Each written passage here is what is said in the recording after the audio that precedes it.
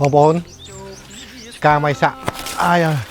26ឆ្នាំដល់ថ្ងៃនេះ2001ដល់ឡើង2026គឺ26ឆ្នាំហើយរយៈពេលនៃការដាំហ្នឹងគឺឆ្លងកាត់អាយ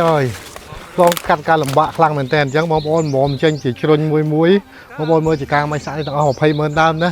ហើយមកចេញជាផលិតផលសម្រាប់មួយយើងត្រូវការកាត់ឈើអូសទៅរោងជាងជ្រៀកដាក់ចូលឡសម្ងួត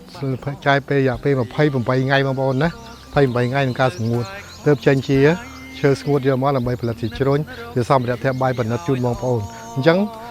ឆ្លងកាត់ដំណាក់កាលបានថាពុះជ្រៀកគៀបយកមកកែច្នៃ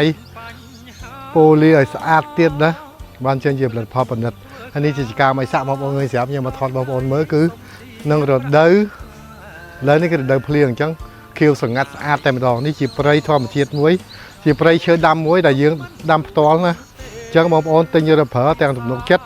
ទាំងមានការជឿជាក់នឹងជួយបានច្រើនបងប្អូនណាជួយដល់បងប្អូនជាប្រវត្តិក្នុងសហគមន៍របស់យើងឲ្យបានច្រើនហើយបានមានការងារធ្វើដូចជាបងប្អូនមើលនៅក្នុងនេះអូហើយគេមកនេះតុកហើយនោះគោយន្តហ្នឹងគាត់ដឹកឈើក្នុងជាការរបស់យើងមកថាយើងកាត់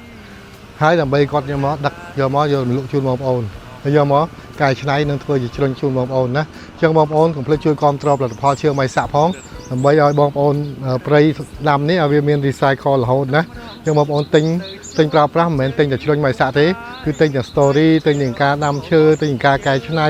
ក្នុងសហគមន៍យើងណាអញ្ចឹងបងប្អូនមើលនោះមកនឹងមកគោយន្តនេះជាការប្រមូលផលក្នុងការម៉ៃសាក់របស់យើងបាទអរគុណ